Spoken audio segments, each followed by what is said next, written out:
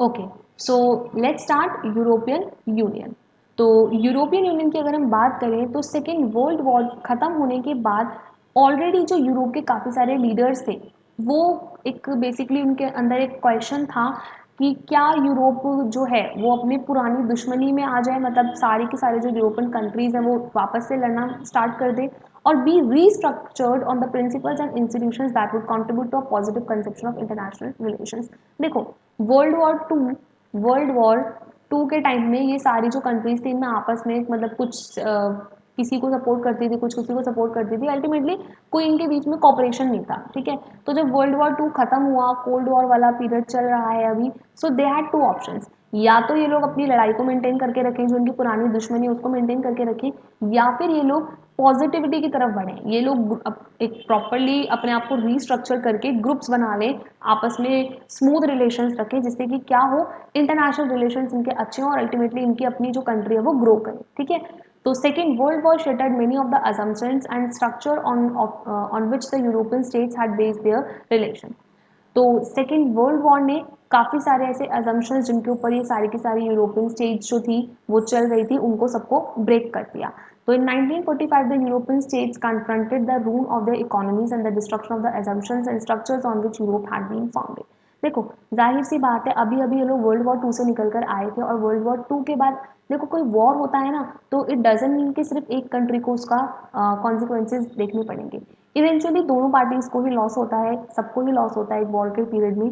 तो सारी की सारी जो यूरोपियन स्टेट्स थी उनकी इकोनॉमी जो थी वो बहुत ज़्यादा बेकार हो चुकी थी, राइट। उन सबकी इकोनॉमी क्या हो गई थी, बहुत बेकार हो गई थी। So eventually they had to realise कि भैया वर्ल्ड वॉर टू खत्म हो गया है, लड़ाई झगड़े से कोई फायदा नहीं है, देखो इकोनॉमी भी हमारी बेकार हो गई है, स्टेट में कितने लोगों की लाइफ का लॉस हो गया है, तो लेट्स एंड दिस राइवलरी और अभी हम लोग क्या करेंगे, एक पीसफुल कॉपरेशन बनाएंगे। अब हम लोग साथ में मिल के रहेंगे, ट्रेडिंग पे फोकस करेंगे, डेवलपमेंट पे फोकस करेंगे। ठीक है, तो दैट्स हाउ दे रियलाइज कि there is a need of peaceful coexistence in the world rather than fighting with each other. European integration after the 1945 was aided by the Cold War. America extended massive financial help for reviving Europe's economy under what was called the Marshall Plan। अभी हम लोगों ने first chapter में अपना अगर आपको याद होगा, हम लोगों ने शॉक थेरेपी के बारे में बात की थी। शॉक थेरेपी, शॉक थेरेपी में हम लोगों ने पढ़ा कि किस तरीके से जो यूरोपियन स्टेट्स थी जब वो ट्रांसफॉर्म कर रही थी खुद को from communist society to capitalist society, तो किस तरीके से आपका जो यूएसए था उसने क्या प्रोवाइड की थी, हेल्प प्रोवाइड की थी in the form of International Monetary Fund as well as World Bank. तो यूरोपियन स्टेट्स को यूएसए से काफ़ी हेल्प मिली इंटीग्रेशन में। इंटीग्रेशन मतलब एक तरीके से खुद को मिक्स करने में, खुद को इंटीग्रेट करने में। ठीक है, और इसी को बोला जाता है आपका मार्शल प्लान। मार्शल प्लान कुछ नहीं है, बस इसका नाम है, जो यूएसए ने डिसाइड किया था कि ठीक है we will provide some financial help to revive the Europe's economy, तो उसको क्या बोला गया था, मार्शल प्लान नाम दिया गया था। The US also created new collective security structure under NATO. Under the Marshall Plan the organisation for European economic cooperation OEEC was established in 1948 to channel aid to the West European states। देखो, simple language में let me try to explain it to you। See, USA was trying to give help to the European states, but European states कोई इकलौती state तो नहीं है, there were n numbers of European states, छोटी मोटी बहुत सारी states थी। अब USA इन सबको हेल्प प्रोवाइड करना चाहता था। ठीक है, तो यूएसए ने क्या करा, यूएसए ने एक ऑर्गेनाइजेशन बनाई जिसका नाम रखा OEEC। ठीक है, और इस OEC का मेन काम क्या था, इसका काम ये था कि भाई अब जो वेस्ट यूरोपियन स्टेट्स को हम हेल्प प्रोवाइड कर रहे हैं ना, उसको आप हेल्प को इन तक पहुंचाओ। ठीक है, क्योंकि यूएसए खुद तो आएगा नहीं इंडिविजुअल स्टेट्स के अंदर कि लो भाई हैव दिस मनी और हैव इट। तो यूएसए ने क्या करा, इन कंट्रीज को बोला कि आप लोग अपना एक ग्रुप बनाओ, अपने अपने मेंबर्स भेजो, आपके जो जो प्रॉब्लम्स रिक्वायरमेंट्स हैं यहाँ पे आके रिप्रेजेंट करो और हम डायरेक्ट इससे कॉन्टैक्ट करेंगे। ठीक है, यूएसए जो है वो डायरेक्टली इनसे कॉन्टैक्ट नहीं करता था। यूएसए ने बोला कि आप लोग एक ऑर्गेनाइजेशन बना लो, एक ग्रुप बना लो, अपना अपना रिप्रेजेंटेटिव भेज दो और मैं उससे कोऑर्डिनेट करके उसको हेल्प प्रोवाइड कर दिया करूंगा, जो आपको बाद में फर्दर हेल्प ट्रांसफर करेगी। ठीक है, तो ओईसी की फुल फॉर्म अच्छे से आपको याद करनी है, organisation for European economic cooperation, European economic cooperation. ठीक है, तो इस तरीके से नाटो के अंदर एक ऑर्गेनाइजेशन बनाई गई जिसका नाम क्या रखा, OEEC। ठीक है। नाटो हम लोग अभी पढ़ेंगे थोड़ी देर में। NATO is North Atlantic Treaty Organisation, मतलब जितनी भी अटलांटिक ओशन के से अपना बॉर्डर शेयर करती हुई कंट्रीज हैं वो लोग एक ग्रुप बनाती है नाटो। ठीक है। नाउ नाटो के अंदर एक ऑर्गेनाइजेशन बनाई गई OEEC, organisation for European economic cooperation, और इसका काम क्या था? To channel the help or the aid to the West European states. It became a forum where the Western European states began to cooperate on trade and economic issues.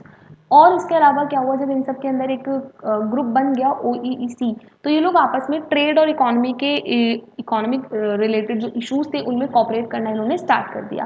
Because ultimately जब आप economy और trade वाले matter में cooperate नहीं करोगे तो आपकी economy कैसे ग्रो करेगी? ठीक है। So eventually they had to agree और they had to cooperate with each other, right. तो ये जो आपका OEC था ये एक प्लेटफॉर्म बन गया, एक फोरम बन गया for the economic and trade related cooperation, right. The Council of Europe established in 1949 was another step forward in the political cooperation. देखो इस सीरीज को आपको अच्छे से याद रखना है। OEC organisation for European economic cooperation, इसका जो मेन रोल था, नाम से ही समझ में आ रहा है कि it was basically to enhance the economic relations. ठीक है। इकोनॉमिक कॉपरेशन के लिए आपकी कौन सी ऑर्गेनाइजेशन बनाई गई? तो दैट वाज योर OEEC। और ये कब बनाई गई? आपकी 1948 में। 1948 में आपकी OEC बनाई गई and it was basically for the economic cooperation. उसके बाद में आपकी एक दूसरी काउंसिल बनाई गई जिसका नाम है council of Europe. Council of Europe and this council of Europe was formed in 1949। इसके एक साल बाद ही ये बन गई थी एंड इसका काम क्या था? Political corporation. पॉलिटिकल कॉपरेशन मतलब अब तक ये जो वेस्टर्न यूरोपियन कंट्रीज थी ये सब इकोनॉमिक मैटर पे कॉपरेट कर रही थी, बट अब एक साल बाद इन लोगों ने डिसाइड किया कि नहीं, हमें पॉलिटिकल मैटर पे भी कॉपरेट करने की जरूरत है। क्यों? क्योंकि अल्टीमेटली पावर को लेके भी बहुत ज़्यादा इश्यूज थे। डेमोक्रेसी कैसे होगी, कौन बनेगा, क्या होगा, तो पॉलिटिकल कॉपरेशन भी होना जरूरी था, right. The process of economic integration of European capitalist countries proceeded step by step. अब धीरे धीरे हम देखेंगे कि किस तरीके से जो यूरोपियन कैपिटलिस्ट कंट्री हैं वहाँ पे इकोनॉमी इंटीग्रेट हो रही है। इंटीग्रेट का मतलब यूनिफाई हो रही है, यूनाइटेड हो रही है। ठीक है। तो इसके लिए हम एक टाइमलाइन है उसको देखेंगे, अभी थोड़ी देर में देखते हैं। Leading to the formation of the European economic community in 1957। Then finally हम देखेंगे किस तरीके से, बीच में और भी स्टेप्स हैं इसके, बट अभी हम देखते हैं इंपॉर्टेंट चीजें। Then at last European economic community, European economic community आपकी फॉर्म हुई विच वॉज इन 1957। ठीक है। This process acquired a political dimension with the creation of the European parliament, और इसी के साथ साथ आपका क्या हो गया? यूरोपियन पार्लियामेंट भी फॉर्म हो गया। The collapse of the Soviet bloc put Europe on a fast track and resulted in the establishment of the European Union in 1992। Then जाके आपका फाइनली जब यूरोपियन यूनियन अलग हुई, सॉरी जब सोवियत ब्लॉक टूटा, देन उसके बाद ये जो पूरा का पूरा फॉर्मेशन था आपका, पहले यूरोपियन OEEC बना, देन आपका दूसरी ऑर्गेनाइजेशंस बनी जो पॉलिटिकल लेवल पे कॉपरेट करती थी, देन आपका यूरोपियन इकोनॉमिक कम्युनिटी बना। देन एट लास्ट जब सोवियत यूनियन जब टूट गया तो उसके बाद बहुत ही जल्दी जल्दी लोगों को समझ में आ गया कि हम लोग को ग्रुपिंग बनानी पड़ेंगी वरना तो यूएसए पावरफुल हो जाएगा। ठीक है। देन फाइनली इन लोगों ने क्या बना लिया? यूरोपियन यूनियन बना लिया। एंड यूरोपियन यूनियन आपका कब बना? So it was formed in 1992। सो ये स्टेप्स आपके बहुत इंपॉर्टेंट हैं क्योंकि एग्जाम्स में डायरेक्टली आपसे पूछ लिया जा सकता है कि discuss the formation of European Union. The foundation was thus laid for the common foreign and security policy, cooperation on justice and home affair and the creation of single currency. तो European Union आपका जो किस foundation पे बनाया गया था कि European union अगर बन रहा है तो हम उसके अंदर क्या क्या चीज़ पे कॉपरेट करने वाले हैं, तो बेसिकली आपका एक तो फॉरेन और सिक्योरिटी पॉलिसी के ऊपर कॉपरेट करेंगे। मतलब ये जितनी भी आपकी यूरोपियन यूनियन की मेंबर्स होंगे, यूरोपियन यूनियन के जितने भी मेंबर्स होंगे उन सबकी सेम फॉरेन पॉलिसी होगी।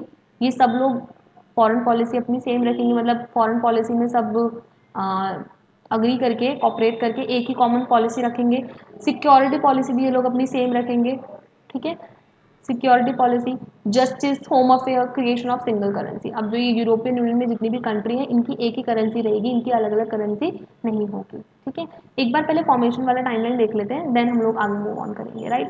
एक बार आप ये देख लीजिए यूरोपियन यूनियन का जो मैप है, ये जो आपकी पर्पल वाली स्टेट्स हैं, they are the old members of European Union, and बाद में जो आपका सोवियत यूनियन जब टूटा था तो उसके बाद जो आपके मेंबर्स बने थे, आपको वो भी मार्क करके दिखाए हुए हैं।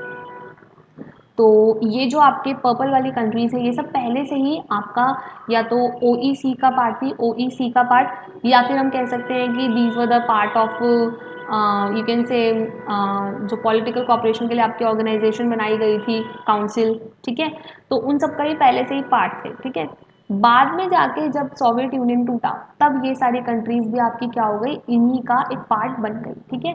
और जब ये सब मिक्स हुए, सब मिले, इन लोगों ने ग्रुपिंग बनाई, तो उसका नाम रखा यूरोपियन यूनियन। तो देख लेते हैं एक बार, फिनलैंड, स्वीडन, अच्छा UK, United kingdom earlier was a part of European union. United kingdom जो था वो पहले यूरोपियन यूनियन का पार्ट था, बट अभी बहुत रिसेंटली जो ब्रिटेन है उसने एग्जिट कर लिया है यूरोपियन यूनियन से, जिसको हम लोग ब्रेग्जिट के नाम से जानते हैं। ब्रिटेन का एग्जिट, दैट इज ब्रेग्जिट, ठीक है। तो इसको ध्यान रखिएगा कि currently Britain is not a member of European union, however बाकी सारी कंट्रीज आपकी मेंबर हैं किसकी, यूरोपियन यूनियन की, right. So there is this Finland, Sweden, Germany, Belgium, Denmark, Netherlands, Ireland, Luxembourg, France, Spain, Portugal, Italy, Austria, और ये सारी जो आपकी पहले यूएसएसआर का पार्ट थी, ठीक है। हम लोगों ने देखा था ना कि यूगोस्लाविया टूटा था, उसके बाद ये सब बना था। क्रोशिया और स्लोवेनिया आपका एक ही था, चेक स्लोवाकिया फर्स्ट चैप्टर में हम लोगों ने इसके बारे में बात करी थी। तो चेक रिपब्लिक बन गया था और आपका स्लोवाकिया एक अलग कंट्री बन गया था, ठीक है।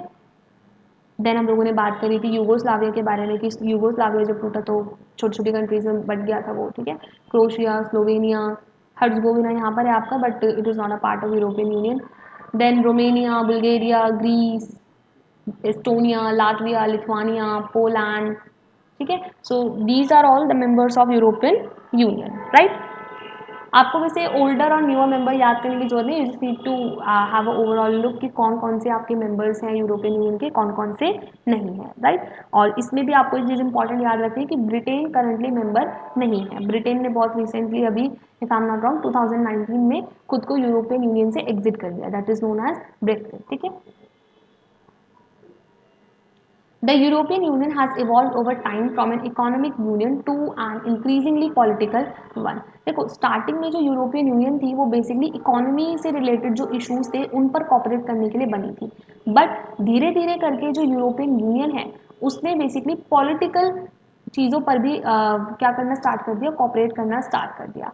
The European Union has started to act more as a nation state. अब हम कह सकते हैं कि ये सारी जो स्टेट्स हैं एक तरीके से एक नेशन की तरह काम करती हैं। नेशन की तरह काम करने का मतलब क्या होता है, व्हेन वी से कि ये एक पर्टिकुलर नेशन बन गए, तो that means they will be having same laws, same policies, जो हमने बात करा कि सेम फॉरेन पॉलिसी होगी, सिक्योरिटी पॉलिसीज होंगी, इनका आपस में जो ट्रेड होगा वो भी फ्री होगा, फ्री ट्रेड होगा, सिटीजनशिप सबको सेम मिलेगी, ठीक है। और क्या क्या होगा, जो करेंसी है वो भी सेम फॉलो होगी, ठीक है। तो अब हम कह सकते हैं कि जो यूरोपियन यूनियन था स्टार्टिंग में तो इकोनॉमी से रिलेटेड मैटर्स पे कॉपरेट करने के लिए बनाया गया था, बट धीरे धीरे करके ये क्या बन गया आपका, एक पॉलिटिकल कॉपरेशन के लिए भी बन गया, मतलब पॉलिटिकल वन बन गया धीरे धीरे करके। और अब जो है ये प्रॉपर नेशन की तरह काम करता है, ठीक है। While the attempts to have a constitution for the European Union have failed. देखो सिंपल सी बात है भाई, अगर मैं बोल रही हूँ कि ये सारे जो ग्रुप थे इन लोगों ने मिलके एक ग्रुप बनाया, इन सब कंट्रीज ने मिलके एक ग्रुप बनाया जिसको हम लोग यूरोपियन यूनियन बोलते हैं, और ये एक नेशन की तरह काम करता है, ठीक है। तो एक नेशन का तो कॉन्स्टिट्यूशन होता है, बट यूरोपियन यूनियन का कोई कॉन्स्टिट्यूशन नहीं है। इन सारी कंट्रीज का अपना अलग अलग कॉन्स्टिट्यूशन है, अपनी अलग अलग गवर्नमेंट है, ठीक है। अगर मैं बात करूँ यूएसए की, तो यूएसए में हमें पता है कि 51 स्टेट्स हैं, 51 स्टेट्स हैं, ये लोग मिलके यूनाइटेड स्टेट्स ऑफ अमेरिका बनाती हैं, ठीक है। और इन सबका एक कॉन्स्टिट्यूशन है, एक कॉन्स्टिट्यूशन है, बट यूरोपियन यूनियन तो है बट इसका कोई कॉन्स्टिट्यूशन नहीं है। बनाने के अटेम्प्ट हुए थे बट वो फेल हो गए, ठीक है। It has its own flag, anthem, founding date and currency. European Union का अपना एक फ्लैग है, एंथम मतलब एक प्रॉपर सॉन्ग है जिसको डेडिकेटेड है, डेट है इसकी, फाउंडिंग डेट, और एक अपनी करेंसी है, बट कॉन्स्टिट्यूशन नहीं है। कॉन्स्टिट्यूशन बनाने का ट्राई किया था बट इवेंचुअली इट फेल्ड, ठीक है। यूरोपियन यूनियन के फ्लैग की मैं एक मिनट बात कर लेती हूँ आप लोगों से। तो यूरोपियन यूनियन का जो फ्लैग है इसके अंदर गोल्ड स्टार्स हैं, ठीक है, एक सर्कल है पूरा जो गोल्ड स्टार्स से ऐसे बना हुआ है, आप लोग देख सकते हैं यहाँ पे स्टार्स हैं, येलो कलर के गोल्ड स्टार्स हैं। और ये जो स्टार्स हैं ये बेसिकली 12 हैं, ये दीज आर 12 इन नंबर्स। आपसे क्वेश्चन ये पूछा जा सकता है कि what does the 12 stars of the European union flag represent. तो यूजुअली बच्चे क्या सोचेंगे कि ये जो 12 स्टार्स हैं ये यूरोपियन यूनियन के मेंबर को रिप्रेजेंट करते हैं, ठीक है, बट ऐसा नहीं है, इट इज रॉन्ग, क्योंकि यूरोपियन यूनियन में 12 मेंबर्स नहीं है, ज़्यादा मेंबर्स हैं, ठीक है। बट तो 12 स्टार्स का मतलब क्या है फिर, तो 12 स्टार्स यहाँ पर इनका ये मतलब है, ट्रेडिशनली जो नंबर 12 है वो यूरोप के अंदर एक सिंबल है किस चीज़ का, परफेक्शन का, कंप्लीटनेस का और यूनिटी का। आप देखते हैं कि क्लॉक के अंदर भी आपके कितने पर्टिकुलरली नंबर्स होते हैं, तो 12 नंबर्स होते हैं, ठीक है। तो 12 जो है वो ट्रेडिशनली एक सिंबल है किस चीज़ का, it is a symbol of perfection, completeness and unity, ठीक है। तो the circle of gold star stands for solidarity and harmony between the people of Europe. तो ये दिखाता है कि किस तरीके से जो यूरोप के लोग हैं वो आपस में हार्मनी मतलब प्यार मोहब्बत से सब साथ में रहते हैं, ठीक है। और ये जो 12 स्टार्स है इनका मतलब क्या है, तो traditionally 12 is the symbol of perfection, completeness and unity, ठीक है, ये आपको याद रखना है। It also has some form of common foreign and security policy in its dealing with other nation. जैसे मैंने आपको बताया कि भाई यूरोपियन यूनियन के अंदर जितने भी आपकी मेंबर्स हैं उन सबकी कहीं ना कहीं पे जो फॉरेन पॉलिसी, सिक्योरिटी पॉलिसी है वो भी क्या होती है, सेम ही होती है, मतलब लोग डिस्कस करके सब पॉलिसीज बनाते हैं। फॉरेन पॉलिसी से मेरा क्या मतलब है कि अगर यूरोपियन यूनियन है उसको इंडिया के साथ ट्रेड करना है, ठीक है, इंडिया के साथ ट्रेड करना है, तो यूरोपियन यूनियन के सारे मेंबर बैठ के डिसाइड करेंगे कि भाई हमें इंडिया के साथ कैसे कैसे ट्रेड करना है, ठीक है। इंडिया हाउएवर अपने डिसीजन खुद लेगा, इंडिया को किसी और के साथ डिस्कशन करने की जरूरत नहीं है। हम लोग पाकिस्तान, चाइना या श्रीलंका के साथ बैठ के डिसाइड नहीं करते कि हमें यूरोपियन यूनियन से ट्रेड करना, हम क्या करें, नो। इंडिया तो सॉवरेन है, इंडिया अपने डिसीजन खुद लेगा, ठीक है। बट यूरोपियन यूनियन क्या करेगा, जितने भी मेंबर्स है, लेट्स से कि हमें फ्रांस के साथ कोई डील करनी है, ठीक है, लेट्स से हमें फ्रांस के साथ कोई डील करनी है, तो फ्रांस क्योंकि यूरोपियन यूनियन का मेंबर है तो पहले वो यूरोपियन यूनियन के मेंबर के साथ डिस्कस करेगा, देन वो इंडिया के साथ कोई भी एग्रीमेंट को साइन करेगा, ठीक है। The European Union has tried to expand areas of cooperation. देखो, जब से यूरोपियन यूनियन बना है ना तब से वो अलग अलग एरियाज के ऊपर कॉपरेट करने की ट्राई कर रहा है, ठीक है। मतलब पहले सिर्फ वो इकोनॉमिक मैटर्स पे अपना कॉपरेट करते थे, देन पॉलिटिकल, धीरे धीरे वो ट्राई कर रहे हैं कि और भी चीज़ों के ऊपर वो कंट्रोल करें, कॉपरेट करें, specially from the erstwhile Soviet bloc. The process has not proved easy for people, and many countries are not very enthusiastic in giving the European Union power that were exercised by the government of their country. देखो, ज़्यादातर जो countries थी ना, ऐसा easy नहीं था इन सबके लिए यूरोपियन यूनियन बनाना, क्योंकि देखो सिंपल सी बात है, अगर एक कंट्री है, लेट्स से कि आपका ग्रीस है, ठीक है, अब तक क्या था कि ग्रीस के अंदर जितने भी डिसीजन थे वो ग्रीस की गवर्नमेंट ले रही थी, ठीक है। बट अब क्योंकि ग्रीस एक मेंबर बन गया यूरोपियन यूनियन का, तो अब ग्रीस के अंदर जो भी डिसीजन लिए जाएंगे वो कहीं ना कहीं यूरोपियन यूनियन के मेंबर्स डिस्कस करके लेंगे। तो हो सकता है कि ग्रीस के मेंबर को ये चीज़ पसंद ना आए, ठीक है। तो वही वही लिखा है कि ज़्यादातर जो कंट्री के लोग थे वो ज़्यादा इंटरेस्टेड नहीं थे, वो ज़्यादा एक्साइटेड नहीं थे कि भाई हमारे कंट्री के जो डिसीजन है वो यूरोपियन यूनियन ले, ठीक है। वो चाहते थे कि उनकी अपनी सरकार वो फैसले ले, ना कि एक यूरोपियन यूनियन कोई फैसला ले, ठीक है। There are also reservation about including some new countries within the European Union. देखो, ऐसा नहीं है कि यूरोपियन यूनियन में जो मेंबर्स है वो फिक्स्ड है, कुछ रिजर्वेशन है कि भैया अगर किसी को ऐड होना है, यूरोपियन यूनियन का मेंबर बनना है, तो उसकी कुछ टर्म्स एंड कंडीशन है जो उनको फुलफिल करनी पड़ती हैं।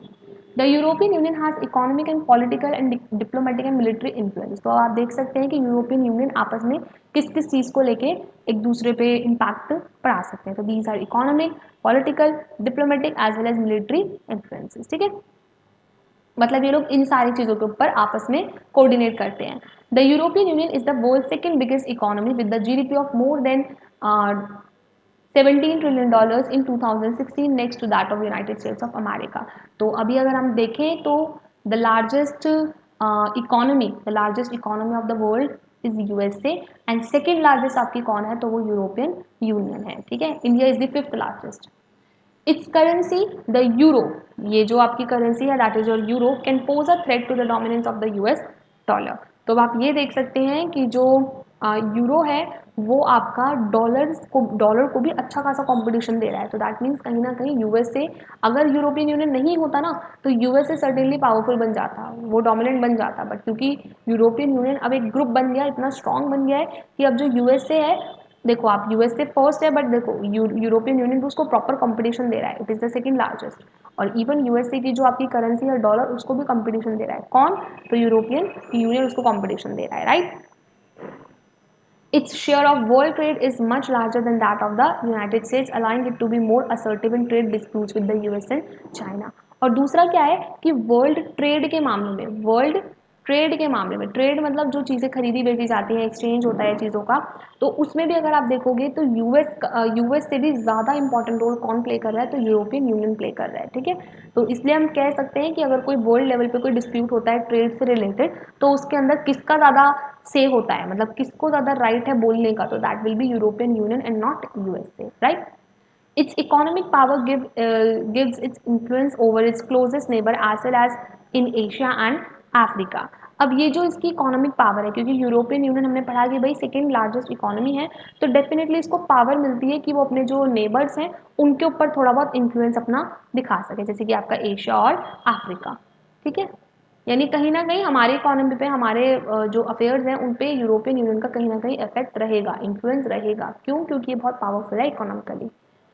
It also functions as an important block in the international economic organisation such as World Trade organisation.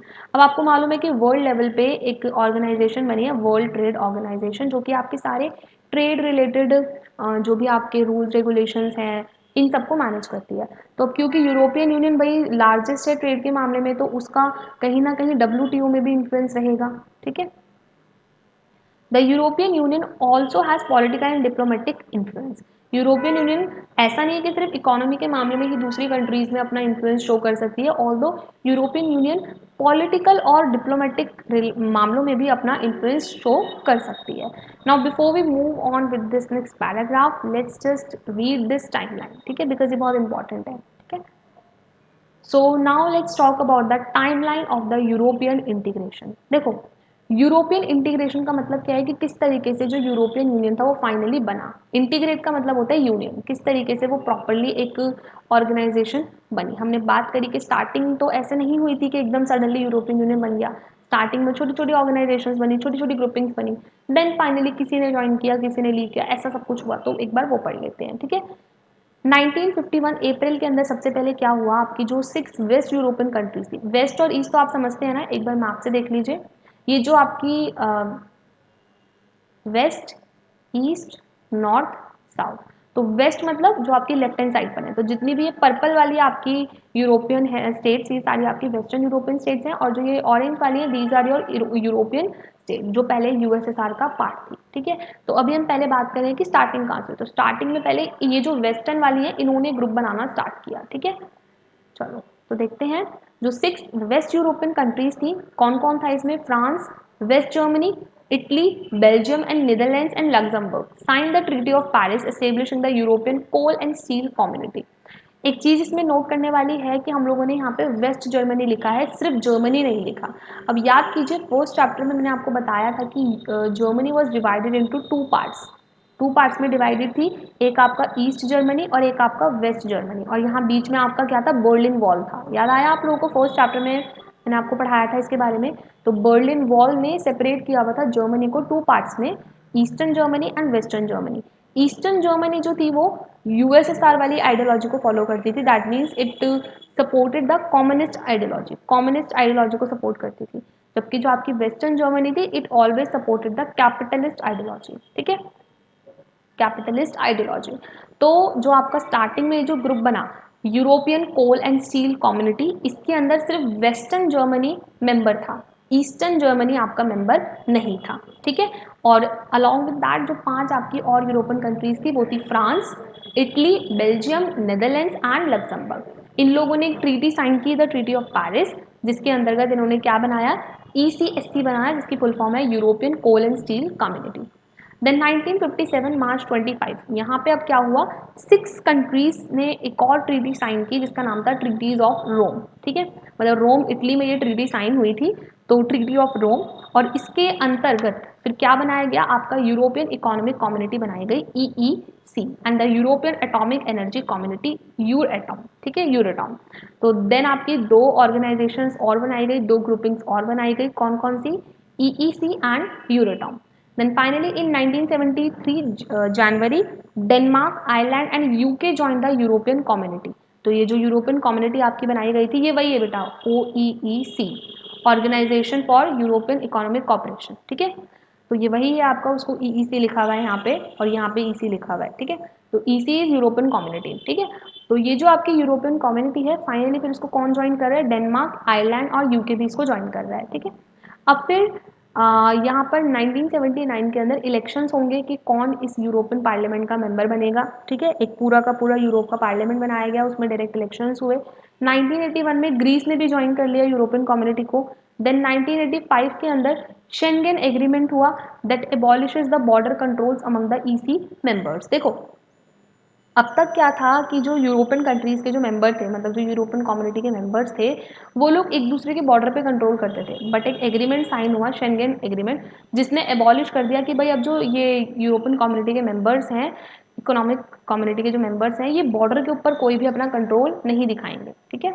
आप लोग इकोनॉमिक रिलेशंस पे बात करो, इकोनॉमिक कॉपरेशन से बात करो, बट बॉर्डर से रिलेटेड कोई आप लोग चीज़ें हैंडल नहीं करोगे। 1986 में देन स्पेन और पोर्टुगल ने भी ज्वाइन किया। 1990 again very important, Germany unite हो गई, तो अब पूरी की पूरी जो जर्मनी थी वो किसका पार्ट बन गई, यूरोपियन कम्युनिटी का पार्ट बन गई। 1992 में देन एक ट्रीटी साइन हुई, कहाँ पर, मास्ट्रिक्ट में, जिसमें फाइनली यूरोपियन यूनियन बन गया। तो दैट बिकम्स इंपॉर्टेंट कि under which treaty European union was form. अब तक तो आपका यूरोपियन कम्युनिटी चल रही थी, वो भी क्या था, पूरा यूरोपियन इकोनॉमिक कम्युनिटी, मतलब कि Organisation for European economic Cooperation या फिर कम्युनिटी, जो भी आपका, ठीक है। बट फाइनली जो आपका यूरोपियन यूनियन जो करंटली आपका एग्जिस्ट करता है, वो किस ट्रीटी के अंडर बनाया गया था, तो दैट वाज ट्रीटी ऑफ मास्ट्रिक्ट, ठीक है। The single market was created, फिर फाइनली 1993 में एक सिंगल मार्केट बना दी गई। सिंगल मार्केट का मतलब क्या है, लेट्स से कि ये सारी आपकी मेंबर्स हैं यूरोपियन यूनियन के। अभी तक क्या होता है, अगर ये कंट्री है, let's say this is your France and this is your Spain and this is your Portugal. I'm just giving you an example, ठीक है, Portugal। तो अभी अगर स्पेन और फ्रांस को आपस में कुछ इम्पोर्ट एक्सपोर्ट करना है, ठीक है, तो अगर स्पेन वाले फ्रांस के अंदर कोई चीज़ को भेजेंगे, कोई चीज़ को बेचना चाहेंगे, तो इन्हें टैक्स देना पड़ेगा। सिमिलरली अगर फ्रांस यहाँ पे कोई चीज़ ला रहा है तो उसको भी टैक्स देना पड़ेगा। ये तो आपको पता है, इम्पोर्ट ड्यूटी एक्सपोर्ट ड्यूटी सब पे करना पड़ता है। बट 1993 में इन लोगों ने डिसाइड किया कि अब हम लोग एक यूनियन बन गए हैं, ठीक है। तो हम लोग एक यूनियन बन गए, अब हम आपस में टैक्स नहीं लेंगे।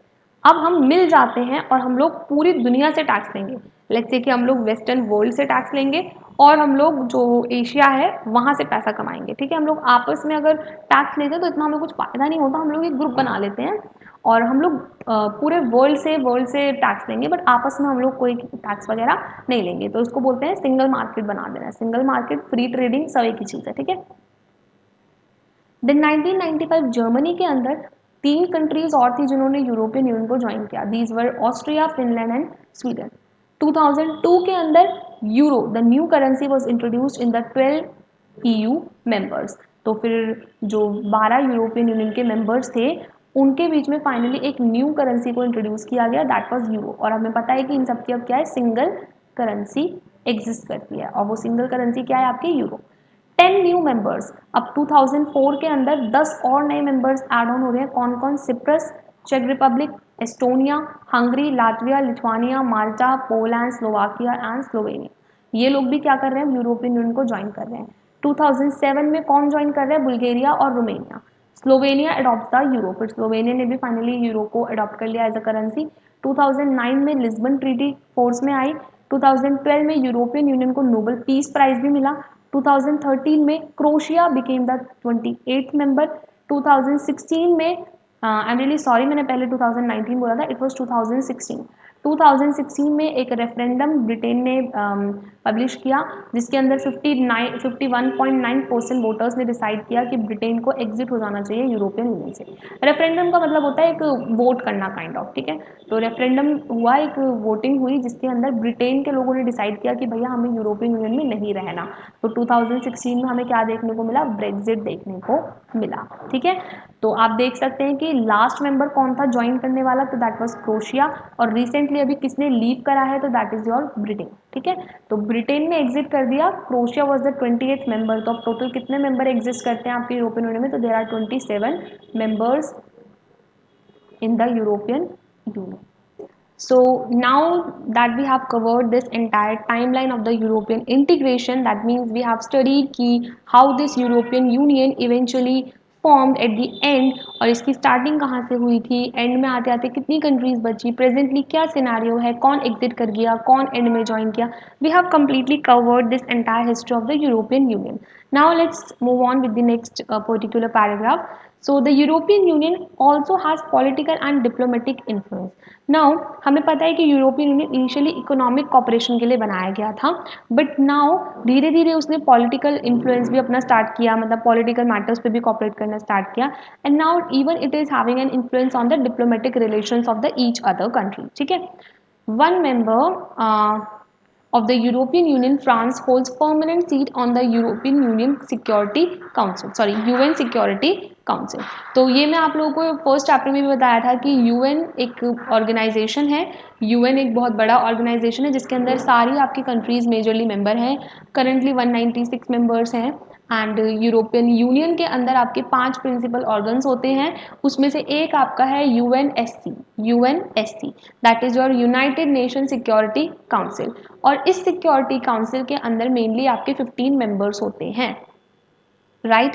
And out of these 15 members, 5 members are the permanent one and your 10 members are the non-permanent members. Non-permanent members. और ये जो आपका सिक्योरिटी काउंसिल है ये बेसिकली आपका पीस एस्टेब्लिश करने के लिए है. मतलब अगर किसी भी दो कंट्रीज के अंदर कोई वॉर है या कॉन्फ्लिक्ट है तो उनके बीच में this UN Security Council is responsible to intervene, right.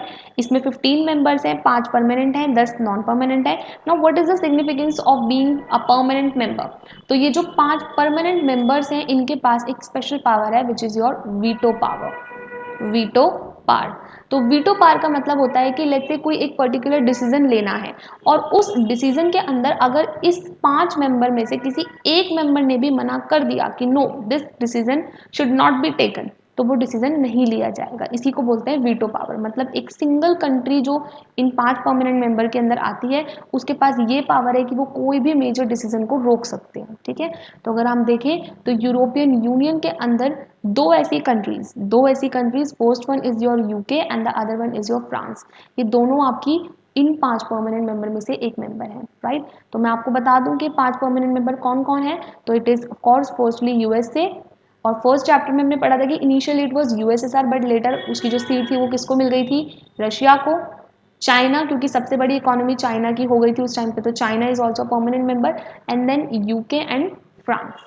UK and France. So these 5 are the permanent members of the UN Security Council और इनके पास क्या है, वीटो पावर है. तो आप देख सकते हैं कि out of these 5 permanent members 2 members आपके यूरोपियन यूनियन के हैं. ऑल्दो अभी रिसेंटली यूके ने तो ब्रेग्जिट मतलब हो गया उसका, तो UK is not a part of European union, but still France अभी यूरोपियन यूनियन का मेंबर है and it is also a permanent member of the United UN Security council. तो इससे यूरोपियन यूनियन को काफी फायदा होता है वर्ल्ड लेवल पे कोई भी डिसीजन लेने में, right. The European union includes several non permanent member of the UNSC. तो मैंने आपको 5 परमानेंट मेंबर का बता दिया. नाउ बहुत सारे नॉन परमानेंट मेंबर भी होते हैं, जैसे 10 नॉन परमानेंट मेंबर है. तो इसमें भी जो नॉन परमानेंट मेंबर है इसमें भी यूरोपियन यूनियन के काफी सारे मेंबर्स हैं, राइट. तो इससे भी यूरोपियन यूनियन अपने आप में एक बहुत strong organise. Okay. This has enabled the European Union to influence some US policies such as current US position on Iran's nuclear program.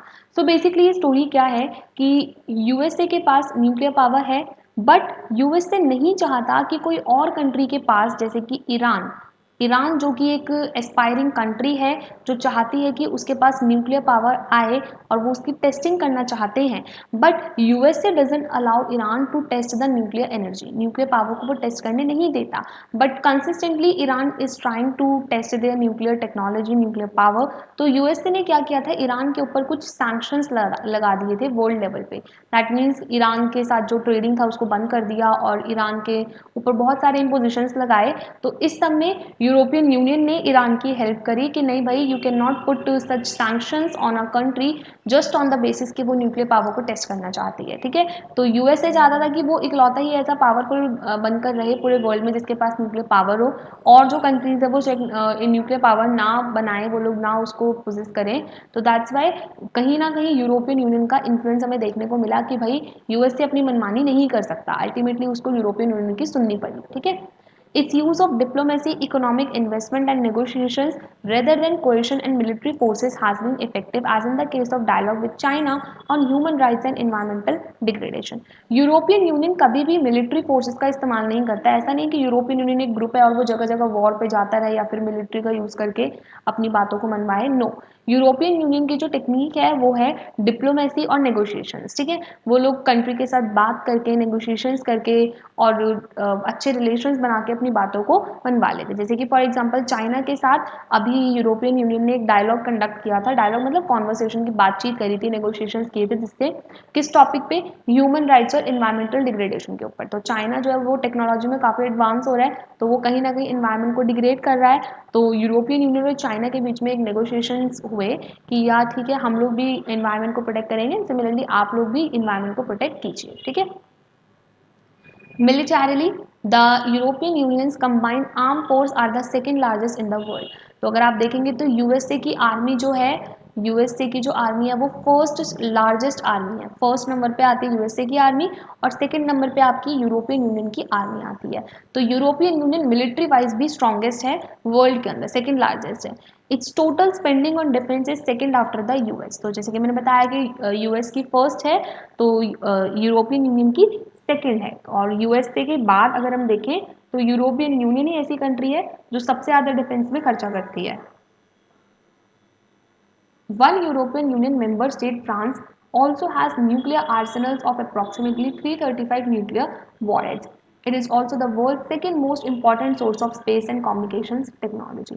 तो अगर हम देखें तो यूरोपियन यूनियन का जो एक मेंबर है फ्रांस, उसके पास काफ़ी ज़्यादा अमाउंट में न्यूक्लियर आर्सनल्स हैं। ठीक है, कितने हैं?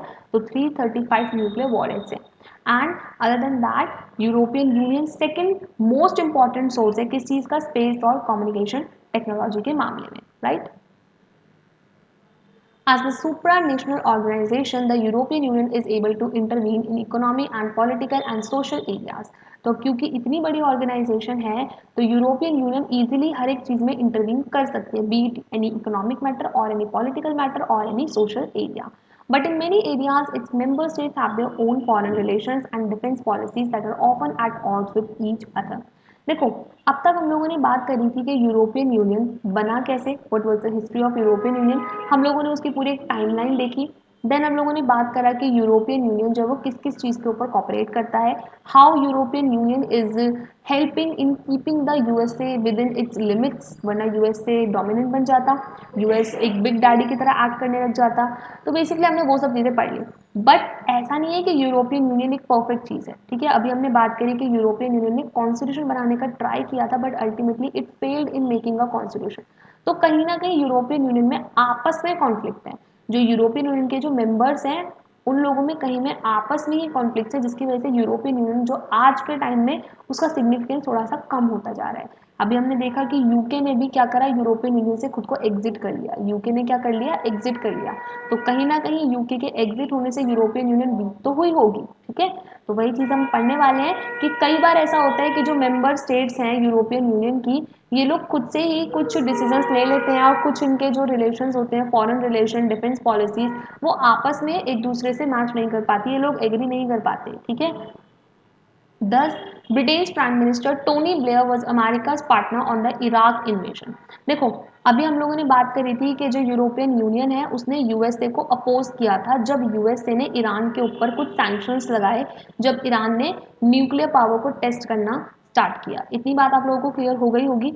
बट यूरोपियन यूनियन का ही एक मेंबर था, कौन? यूके। यूके जो था वो यूएसए को इस चीज़ में सपोर्ट कर रहा था कि हाँ भाई, you are right, you have to intervene in Iran matter, क्योंकि ये गलत चीज़ है कि ईरान जो है वो न्यूक्लियर पावर को टेस्ट कर रहा है। ठीक है, तो जो ब्रिटेन के प्राइम मिनिस्टर थे at that time, Tony Blair, he was supporting the America. ठीक है, वो अमेरिका को सपोर्ट कर रहे थे इराक इन्वेजन के टाइम पे। And many of the European unions newer member made up the US led coalition of the willing. Even UK के अलावा भी जो और बहुत सारे न्यू मेंबर्स ऐड हुए थे यूरोपियन यूनियन के अंदर, वो लोग भी मेंबर बन रहे थे किसका? Coalition of the willing. ठीक है, मतलब एक यूएस ने एक ऑर्गेनाइजेशन बनाई थी या फिर एक बोल सकते हैं अलाइनमेंट बनाया था, तो कोई कई मेंबर ऐसे थे जो इसका मेंबर भी बन रहे थे। Whereas Germany and France oppose American policy, लेकिन जर्मनी और फ्रांस स्ट्रांगली अमेरिका को अपोज कर रहे थे कि नहीं नहीं, ये जो ईरान के ऊपर सैंक्शंस लगाए हैं, these are completely wrong. There is also a deep-seated Euroscepticism in some parts of the Europe about the European Union's integrationist agenda.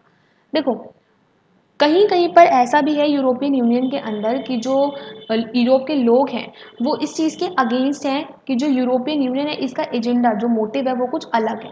ठीक है, ये चाहता है कि हम सब एक कंट्री बन जाए। मतलब जैसे यूएसएसआर था वो एक ग्रुपिंग बन गया और उसके अंदर रशिया ने डोमिनेट करना स्टार्ट कर दिया। तो ये इन लोगों के मन में भी कहीं ना कहीं देयर इज सम फियर कि यूरोपियन यूनियन जो है वो ऐसा ही एक ग्रुप बना लेगा और बाद में जाके एक किसी कंट्री की डोमिनेंसी हो जाएगी। Thus, for example, Britain's former Prime Minister Margaret Thatcher kept the UK out of the European market.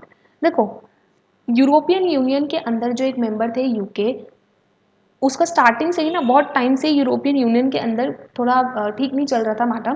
क्यों ऐसा मैं बोल रही हूँ? बिकॉज यूके जो है वो हमेशा यूरोपियन यूनियन के अगेंस्ट ही बात करता था। ठीक है, यूके ऑल्दो एक मेंबर था यूरोपियन यूनियन का, बट वो यूरोपियन यूनियन के डिसीजन को कभी भी सपोर्ट नहीं करता था। जैसे कि हमने देखा कि ईरान इन्वेजन के मामले में भी UK was supporting America, not the European union.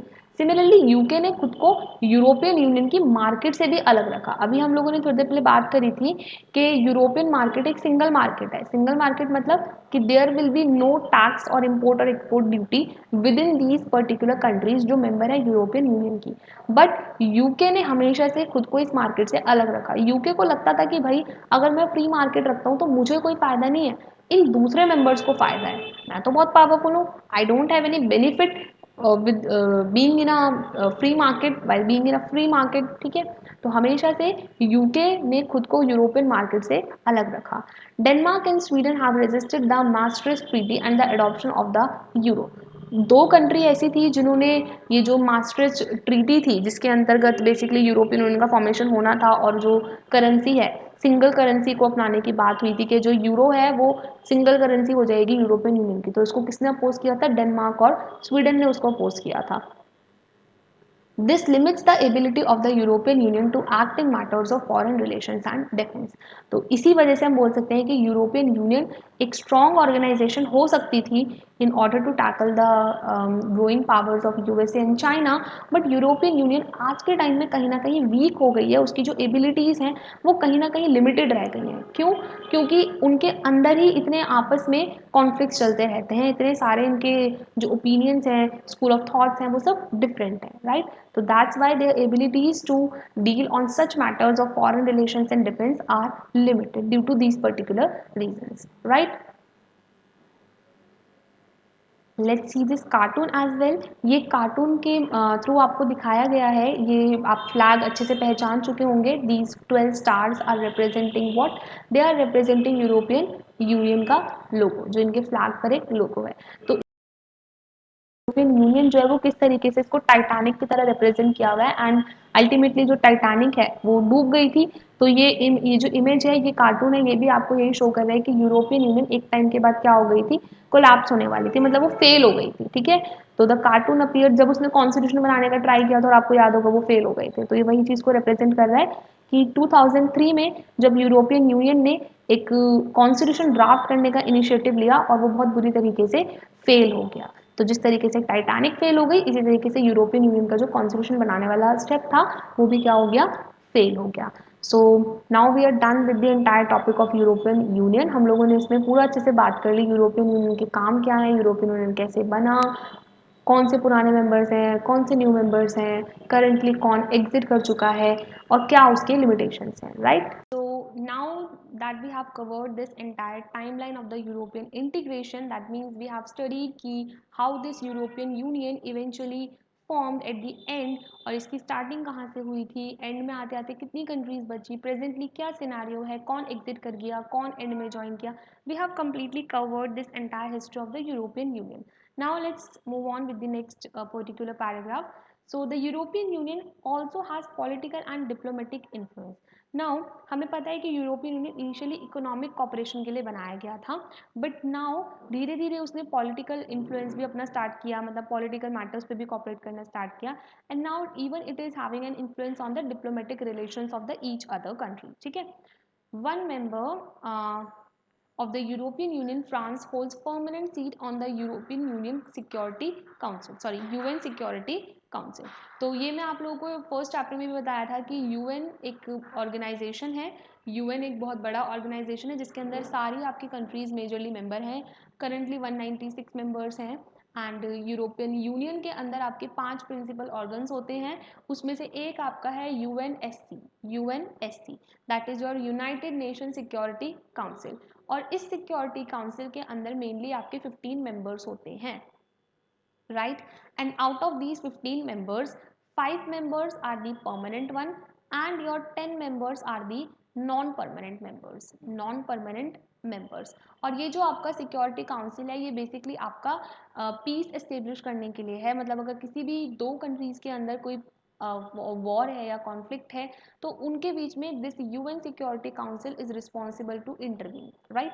इसमें 15 मेंबर्स हैं, 5 परमानेंट हैं, 10 नॉन परमानेंट है। Now what is the significance of being a permanent member? तो ये जो 5 परमानेंट मेंबर्स हैं इनके पास एक स्पेशल पावर है which is your veto power, veto power. तो वीटो पावर का मतलब होता है कि लेट्स से कोई एक पर्टिकुलर डिसीजन लेना है और उस डिसीजन के अंदर अगर इस 5 मेंबर में से किसी एक मेंबर ने भी मना कर दिया कि no this decision should not be taken, तो वो डिसीजन नहीं लिया जाएगा। इसी को बोलते हैं वीटो पावर। मतलब एक सिंगल कंट्री जो इन 5 परमानेंट मेंबर के अंदर आती है उसके पास ये पावर है कि वो कोई भी मेजर डिसीजन को रोक सकते हैं, ठीक है। तो अगर हम देखें तो यूरोपियन यूनियन के अंदर दो ऐसी countries, first one is your UK and the other one is your France. ये दोनों आपकी इन 5 परमानेंट मेंबर में से एक मेंबर है, राइट। तो मैं आपको बता दूं कि 5 परमानेंट मेंबर कौन कौन है। तो it is of course firstly USA, और फर्स्ट चैप्टर में हमने पढ़ा था कि initially it was USSR but later उसकी जो सीट थी वो किसको मिल गई थी, रशिया को। चाइना, क्योंकि सबसे बड़ी इकोनॉमी चाइना की हो गई थी उस टाइम पे, तो China is also permanent member. And then UK and France, UK and France. So these 5 are the permanent members of the UN Security Council और इनके पास क्या है, वीटो पावर है। तो आप देख सकते हैं कि out of these 5 permanent members 2 members आपके यूरोपियन यूनियन के हैं। ऑल्दो भी रिसेंटली यूके ने तो ब्रेग्जिट मतलब हो गया उसका, तो UK is not a part of European union, but still France अभी यूरोपियन यूनियन का मेंबर है and it is also a permanent member of the United UN Security council. तो इससे यूरोपियन यूनियन को काफी फायदा होता है वर्ल्ड लेवल पे कोई भी डिसीजन लेने में, right. The European union includes several non permanent member of the UNSC. तो मैंने आपको 5 परमानेंट मेंबर का बता दिया। नाउ बहुत सारे नॉन परमानेंट मेंबर भी होते हैं, जैसे 10 नॉन परमानेंट मेंबर है। तो इसमें भी जो नॉन परमानेंट मेंबर है इसमें भी यूरोपियन यूनियन के काफी सारे मेंबर्स हैं, राइट। तो इससे भी यूरोपियन यूनियन अपने आप में एक बहुत strong organise, okay. This has enabled the European Union to influence some US policies such as current US position on Iran's nuclear program. So basically ये स्टोरी क्या है कि यूएसए के पास न्यूक्लियर पावर है बट यूएसए नहीं चाहता कि कोई और कंट्री के पास, जैसे कि ईरान, ईरान जो कि एक एस्पायरिंग कंट्री है जो चाहती है कि उसके पास न्यूक्लियर पावर आए और वो उसकी टेस्टिंग करना चाहते हैं, but USA doesn't allow Iran to test the nuclear energy, nuclear power को वो टेस्ट करने नहीं देता। But consistently Iran is trying to test their nuclear technology, nuclear power. तो यूएसए ने क्या किया था, ईरान के ऊपर कुछ सैंक्शंस लगा दिए थे वर्ल्ड लेवल पे। दैट मीन्स ईरान के साथ जो ट्रेडिंग था उसको बंद कर दिया और ईरान के ऊपर बहुत सारे इम्पोजिशंस लगाए। तो इस सब में यूरोपियन यूनियन ने ईरान की हेल्प करी कि नहीं भाई, you can not put such sanctions on a country just on the basis कि वो न्यूक्लियर पावर को टेस्ट करना चाहती है, ठीक है। तो यूएसए चाहता था कि वो इकलौता ही ऐसा पावरफुल बनकर रहे पूरे वर्ल्ड में जिसके पास न्यूक्लियर पावर हो, और जो कंट्रीज है वो न्यूक्लियर पावर ना बनाए, वो लोग ना उसको पोजेस करें। तो दैट्स वाई कहीं ना कहीं यूरोपियन यूनियन का इन्फ्लुएंस हमें देखने को मिला कि भाई यूएसए अपनी मनमानी नहीं कर सकता, अल्टीमेटली उसको यूरोपियन यूनियन की सुननी पड़ी, ठीक है। Its use of diplomacy, economic investment and negotiations rather than coercion and military forces has been effective, as in the case of dialogue with China on human rights and environmental degradation. European union कभी भी military forces का इस्तेमाल नहीं करता है। ऐसा नहीं कि यूरोपियन यूनियन एक ग्रुप है और वो जगह जगह वॉर पे जाता रहे या फिर मिलिट्री का यूज करके अपनी बातों को मनवाए, नो। यूरोपियन यूनियन की जो टेक्निक है वो है डिप्लोमेसी और नेगोशिएशंस, ठीक है। वो लोग कंट्री के साथ बात करके, नेगोशिएशंस करके और अच्छे रिलेशंस बना के अपनी बातों को मनवा लेते। जैसे कि फॉर एग्जांपल चाइना के साथ अभी यूरोपियन यूनियन ने एक डायलॉग कंडक्ट किया था। डायलॉग मतलब कॉन्वर्सेशन की बातचीत करी थी, नेगोशिएशंस किए थे, जिससे किस टॉपिक पे, ह्यूमन राइट्स और इन्वायरमेंटल डिग्रेडेशन के ऊपर। तो चाइना जो है वो टेक्नोलॉजी में काफ़ी एडवांस हो रहा है, तो वो कहीं ना कहीं इन्वायरमेंट को डिग्रेड कर रहा है।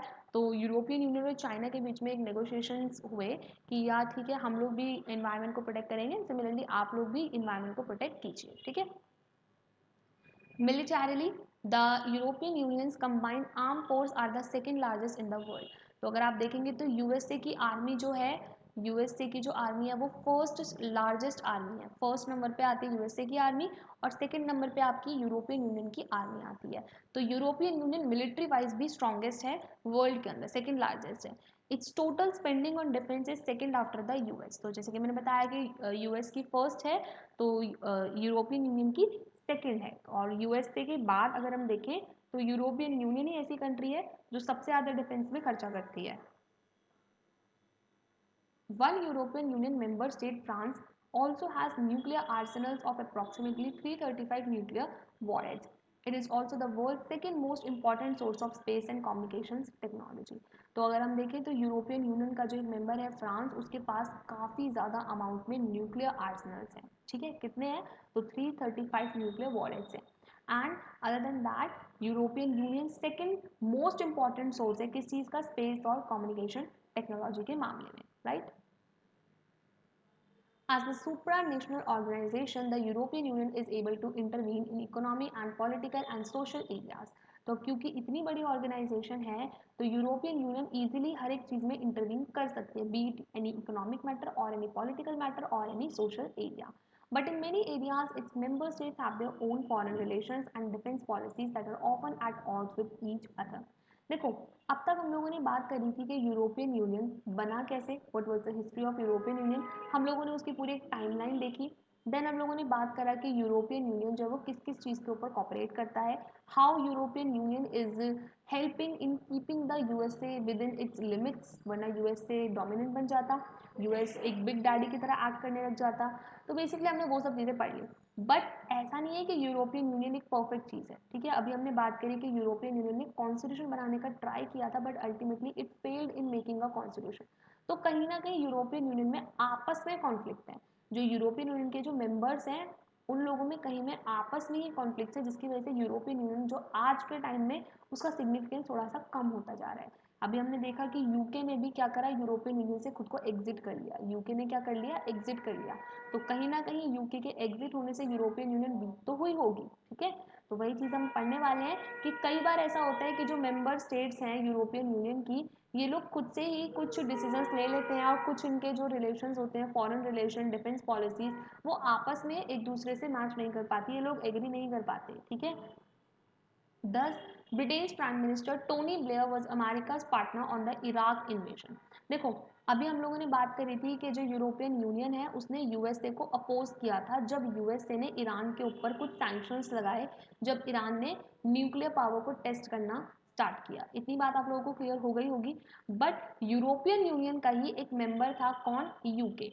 यूके जो था वो यूएसए को इस चीज़ में सपोर्ट कर रहा था कि हाँ भाई, you are right, you have to intervene in Iran matter, क्योंकि ये गलत चीज़ है कि ईरान जो है वो न्यूक्लियर पावर को टेस्ट कर रहा है, ठीक है।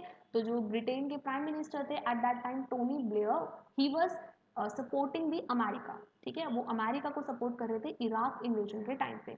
And many of the European unions newer member made up the US led coalition of the willing. Even UK के अलावा भी जो और बहुत सारे न्यू मेंबर्स ऐड हुए थे यूरोपियन यूनियन के अंदर, वो लोग भी मेंबर बन रहे थे किसका? कोएलिशन ऑफ द विलिंग, ठीक है। मतलब एक यूएस ने एक ऑर्गेनाइजेशन बनाई थी या फिर एक बोल सकते हैं अलाइनमेंट बनाया था, तो कोई कई मेंबर ऐसे थे जो इसका मेंबर भी बन रहे थे। Whereas Germany and France oppose American policy, लेकिन जर्मनी और फ्रांस स्ट्रांगली अमेरिका को अपोज कर रहे थे कि नहीं नहीं, ये जो ईरान के ऊपर सैंक्शंस लगाए हैं, these are completely wrong. There is also a deep seated Euroscepticism in some parts अब of the Europe about the European Union's integrationist agenda. देखो, कहीं कहीं पर ऐसा भी है यूरोपियन यूनियन के अंदर कि जो यूरोप के लोग हैं वो इस चीज़ के अगेंस्ट हैं कि जो यूरोपियन यूनियन है इसका एजेंडा जो मोटिव है वो कुछ अलग है। ठीक है, ये चाहता है कि हम सब एक कंट्री बन जाए। मतलब जैसे यूएसएसआर था वो एक ग्रुपिंग बन गया और उसके अंदर रशिया ने डोमिनेट करना स्टार्ट कर दिया। तो ये इन लोगों के मन में भी कहीं ना कहीं देयर इज सम फियर कि यूरोपियन यूनियन जो है वो ऐसा ही एक ग्रुप बना लेगा और बाद में जाके एक किसी कंट्री की डोमिनेंसी हो जाएगी। Thus, for example, Britain's former Prime Minister Margaret Thatcher kept the UK out of the European market. देखो, यूरोपियन यूनियन के अंदर जो एक मेंबर थे यूके, उसका स्टार्टिंग से ही ना बहुत टाइम से यूरोपियन यूनियन के अंदर थोड़ा ठीक नहीं चल रहा था मैटर। क्यों ऐसा मैं बोल रही हूँ? बिकॉज यूके जो है वो हमेशा यूरोपियन यूनियन के अगेंस्ट ही बात करता था। ठीक है, यूके ऑल्दो एक मेंबर था यूरोपियन यूनियन का, बट वो यूरोपियन यूनियन के डिसीजन को कभी भी सपोर्ट नहीं करता था। जैसे कि हमने देखा कि ईरान इन्वेजन के मामले में भी UK was supporting America, not the European union. Similarly UK ने खुद को यूरोपियन यूनियन की मार्केट से भी अलग रखा। अभी हम लोगों ने थोड़ी देर पहले बात करी थी कि यूरोपियन मार्केट एक सिंगल मार्केट है। सिंगल मार्केट मतलब कि there will be no tax और इम्पोर्ट और export duty within these particular countries जो मेंबर है यूरोपियन यूनियन की। बट यूके ने हमेशा से खुद को इस मार्केट से अलग रखा। यूके को लगता था कि भाई अगर मैं फ्री मार्केट रखता हूँ तो मुझे कोई फायदा नहीं है, इन दूसरे मेंबर्स को फायदा है। मैं तो बहुत पावरफुल हूँ, I don't have any benefit with being in a free market while being in a free market. ठीक है, तो हमेशा से यूके ने खुद को यूरोपियन मार्केट से अलग रखा। Denmark and Sweden have resisted the maastricht treaty and the adoption of the euro. दो कंट्री ऐसी थी जिन्होंने ये जो maastricht ट्रीटी थी जिसके अंतर्गत बेसिकली यूरोपियन यूनियन का फॉर्मेशन होना था और जो करेंसी है सिंगल करेंसी को अपनाने की बात हुई थी कि जो यूरो है वो सिंगल करेंसी हो जाएगी यूरोपियन यूनियन की। तो इसको किसने अपोज किया था? डेनमार्क और स्वीडन ने उसको अपोज किया था। This limits the ability of the European Union to act in matters of foreign relations and defense. तो इसी वजह से हम बोल सकते हैं कि यूरोपियन यूनियन एक स्ट्रॉन्ग ऑर्गेनाइजेशन हो सकती थी in order to tackle the growing powers of USA and China. But European Union आज के टाइम में कहीं ना कहीं वीक हो गई है, उसकी जो एबिलिटीज़ हैं वो कहीं ना कहीं लिमिटेड रह गई हैं। क्यों? क्योंकि उनके अंदर ही इतने आपस में कॉन्फ्लिक्ट चलते रहते हैं, इतने सारे इनके जो ओपिनियंस हैं, स्कूल ऑफ थॉट्स हैं, वो सब डिफरेंट है, right? So that's why their abilities to deal on such matters of foreign relations and defense are limited due to these particular reasons, right? Let's see this cartoon as well. ये cartoon के through आपको दिखाया गया है, ये आप flag अच्छे से पहचान चुके होंगे। These 12 stars are representing what? They are representing European Union का लोगो, जो इनके फ्लैग पर एक लोगो है। तो यूरोपियन यूनियन जो है वो किस तरीके से इसको टाइटैनिक की तरह रिप्रेजेंट किया हुआ है। एंड अल्टीमेटली जो टाइटैनिक है वो डूब गई थी। तो ये जो इमेज है, ये कार्टून है, ये भी आपको यही शो कर रहा है कि यूरोपियन यूनियन एक टाइम के बाद क्या हो गई थी? कोलैप्स होने वाली थी, मतलब वो फेल हो गई थी। ठीक है, तो द कार्टून अपीयर जब उसने कॉन्स्टिट्यूशन बनाने का ट्राई किया था और आपको याद होगा वो फेल हो गए थे। तो ये वही चीज़ को रिप्रेजेंट कर रहा है कि 2003 में जब यूरोपियन यूनियन ने एक कॉन्स्टिट्यूशन ड्राफ्ट करने का इनिशिएटिव लिया और वो बहुत बुरी तरीके से फेल हो गया। तो जिस तरीके से टाइटैनिक फेल हो गई, इसी तरीके से यूरोपियन यूनियन का जो कॉन्स्टिट्यूशन बनाने वाला स्टेप था वो भी क्या हो गया? फेल हो गया। So now we are done with the entire topic of European Union. हम लोगों ने इसमें पूरा अच्छे से बात कर ली, यूरोपियन यूनियन के काम क्या है, यूरोपियन यूनियन कैसे बना, कौन से पुराने मेंबर्स हैं, कौन से न्यू मेंबर्स हैं, करंटली कौन एग्जिट कर चुका है और क्या उसके लिमिटेशंस हैं, राइट?